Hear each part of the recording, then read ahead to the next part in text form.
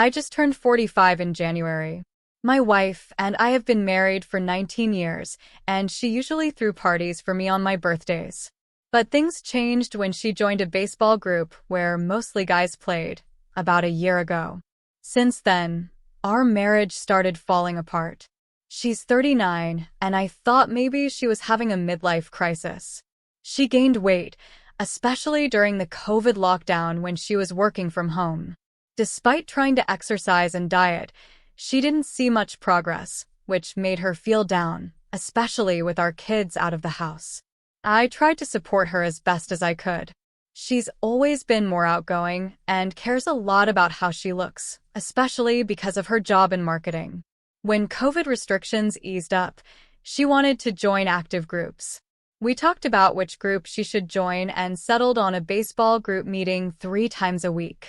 I wanted to join too, but my work hours didn't allow it. I'm a plumber, and I usually work long hours. My wife thinks I work too much, but I enjoy it. After she joined the baseball group, she seemed to enjoy it. She talked a lot about a guy named Craig, who she said was a good player but a bit too controlling for her liking. She also didn't like that he smoked and sometimes offered weed to others in the group. Despite these flaws, everyone seemed to like him because he was funny and helpful. My wife started smelling like weed when she came home from games. One night, after a game, she smelled strongly of it, and I realized she had been smoking. I confronted her because it bothered me that she was doing something she had always told our kids not to do. She said it was just once and that she didn't inhale much, but I was upset because of her hypocrisy. I started getting suspicious about where my wife was picking up these habits. She kept complaining about this guy from her baseball group, saying he was awful, but then she started using weed herself. Even after she'd take a shower and brush her teeth, I could still smell it on her. I didn't confront her again because I knew she'd just deny it or come up with some excuse. But secretly, I felt a bit relieved because now I had something on her in case she started acting self-righteous again. Thanksgiving was coming up, and our kids were visiting. But my wife was acting strange. She disappeared all day, claiming she was with friends or that her car broke down, and she went to Craig to fix it. I found it odd that she didn't prioritize spending time with family on Thanksgiving. When she finally came home, she said she was sick and went to bed. We ended up having to go to a restaurant for Thanksgiving dinner because she couldn't manage cooking. My daughter noticed something was off with her mom's behavior and wondered if her sudden weight loss was connected to it. After Thanksgiving, my daughter confronted me about her mom's behavior, and I told her the truth about what was going on.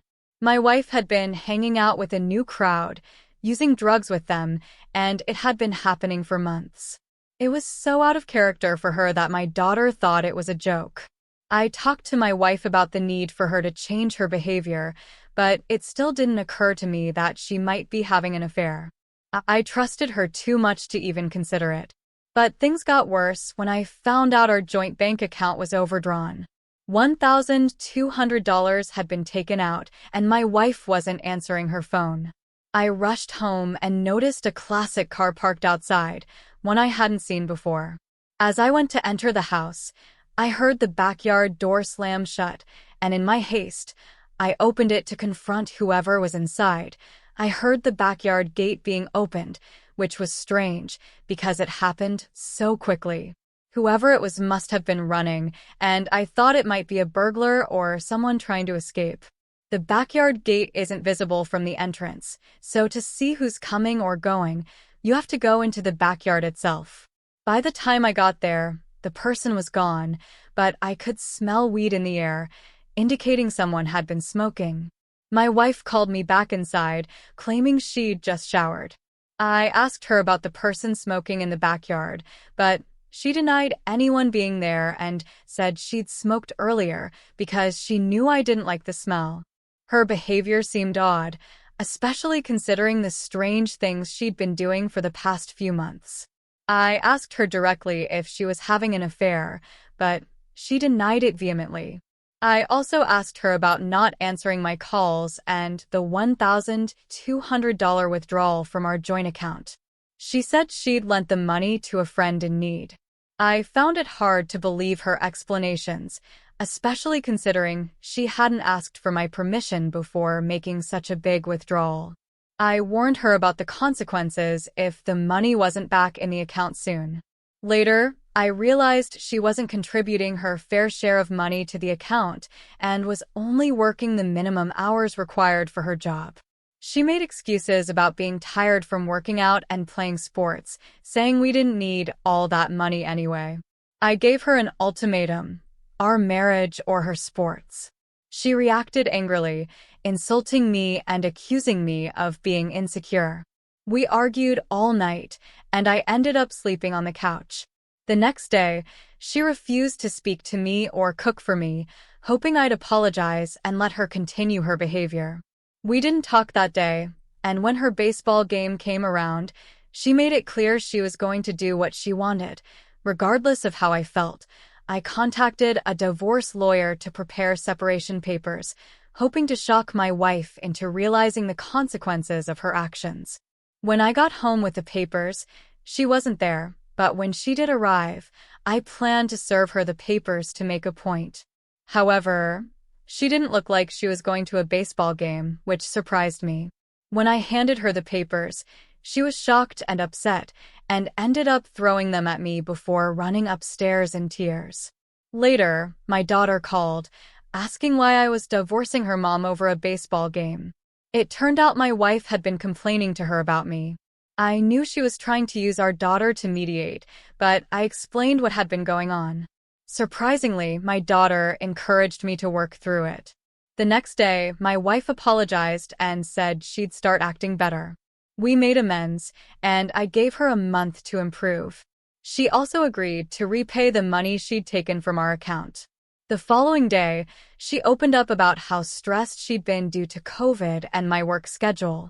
She admitted to using marijuana as a way to cope with stress and depression. While upset about the money, I decided not to argue, hoping this was a turning point. In the following days, things seemed to return to normal, though my wife continued to smoke secretly. I decided not to confront her about it to avoid conflict, but I made it clear my concern was who she was getting it from, as those connections can be risky. Despite this, she started contributing more to our finances and seemed to be making an effort to improve. One evening while we were watching TV together, my wife's phone rang, and she hurried to answer it in another room. I heard her giggling, which struck me as odd. Another time, I came home early to find my beer missing from the fridge, despite my wife not being a drinker. I started to suspect she might be having someone over without telling me. During Christmas, my wife seemed to behave better, but in January, she went back to smoking a lot, sleeping during the day, and working less. On my birthday, she forgot to celebrate, blaming it on her excessive smoking affecting her memory. I first learned about the Ring doorbell from a client and decided to install one at home to keep an eye on things. One day, while at work, I got a notification of someone at the door. It was a man my wife seemed to know, and she let him in. I rushed home, worried it might be someone she shouldn't be with, but by the time I got there, he was gone. When I asked her about it, she seemed surprised and said she was alone. Then, one day, I received a motion alert from the Ring while at work. I saw a man at the door, and my wife let him in. I rushed home, but by the time I got there, he was gone, and my wife claimed she was alone. I tried to play it cool, not wanting to reveal my suspicions, but I couldn't shake the feeling that something was going on, about me finding out.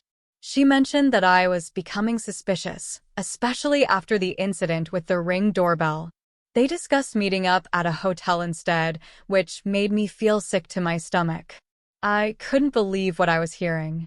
My wife, who I thought I knew so well, was planning to meet this guy behind my back. I felt betrayed and angry. I confronted her about it that evening when she got home from running errands. I played back the recordings and demanded an explanation.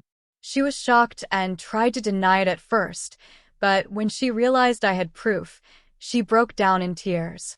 She admitted to having an affair with Craig, claiming it started innocently but escalated over time. She begged for forgiveness, promising to end things with him and work on our marriage. I was devastated. The woman I loved had cheated on me, and our marriage seemed irreparably damaged. But amidst the pain and betrayal, there was a glimmer of hope. My wife seemed genuinely remorseful and willing to change. We decided to seek couples therapy to address our issues and rebuild trust. It's been a long and difficult journey, but we're slowly making progress. Trust is not something that can be easily regained, but we're committed to healing our relationship and moving forward together. Tio track her movements more closely. With the hidden camera in place and the GPS installed, I felt like I was finally gaining some control over the situation. It was a relief to have tangible evidence of her actions, even if it was painful to uncover. As I awaited their return, I tried to prepare myself for whatever I might discover. It was clear that my wife's affair was more than just a fling. It was a complex web of deceit and betrayal that had been woven over months.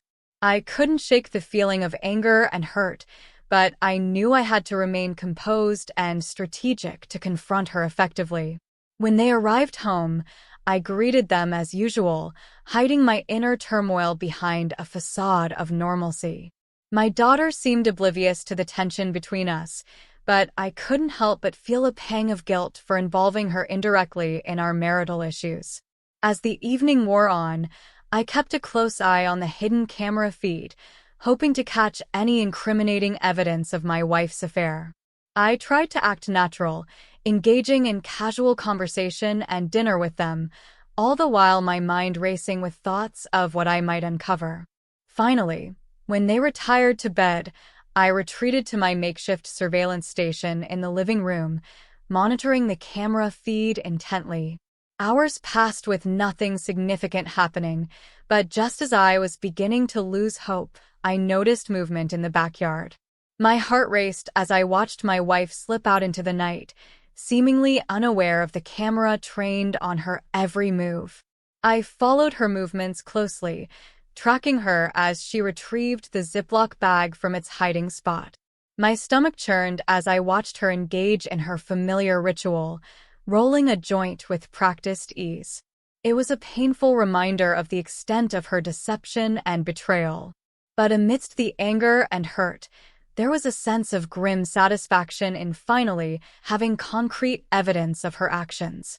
As she finished her smoke and returned to the house, I knew that the time for confrontation had come.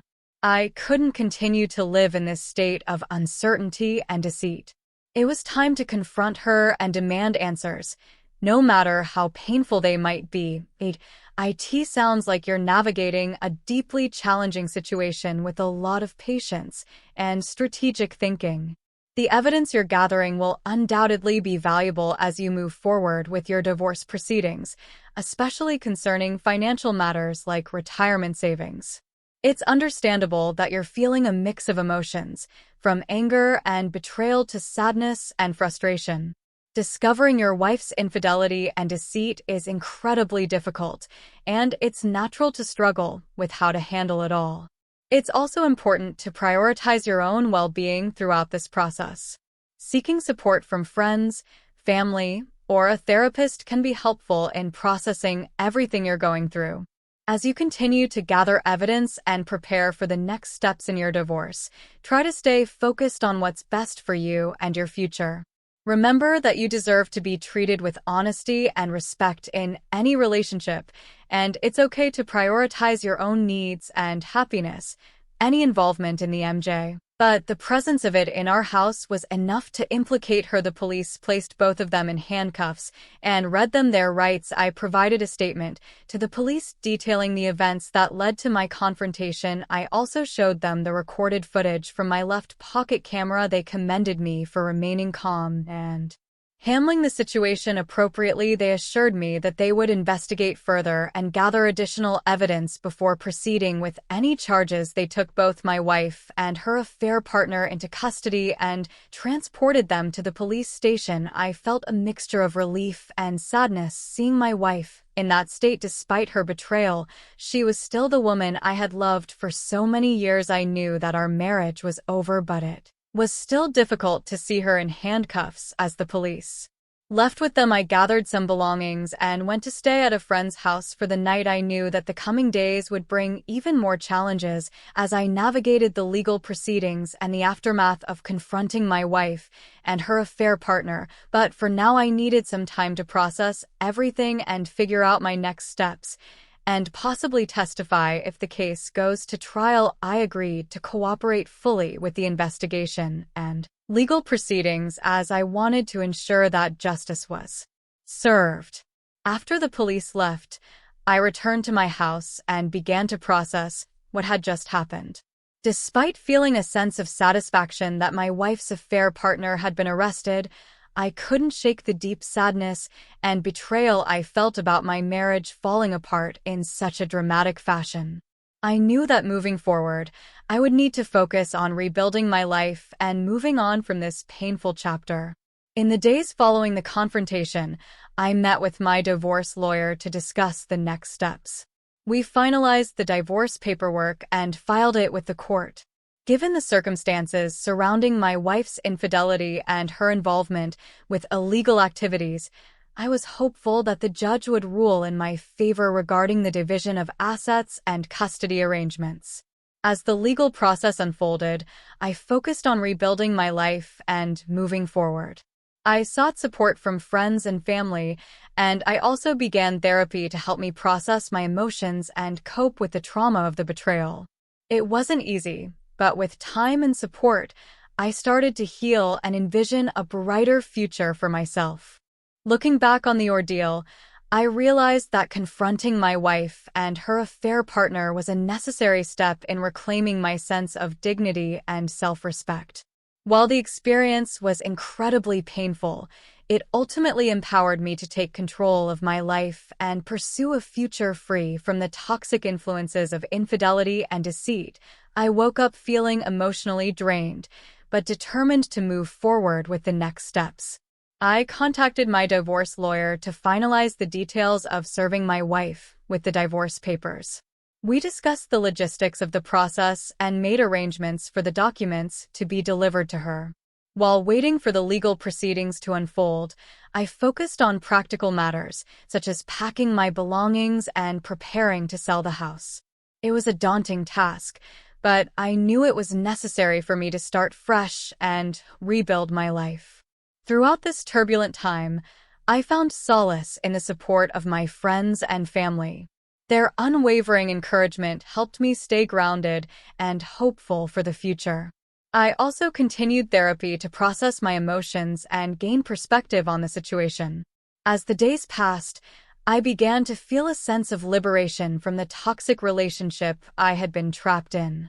While the pain of betrayal lingered, I knew that I was taking the necessary steps to reclaim my happiness and independence.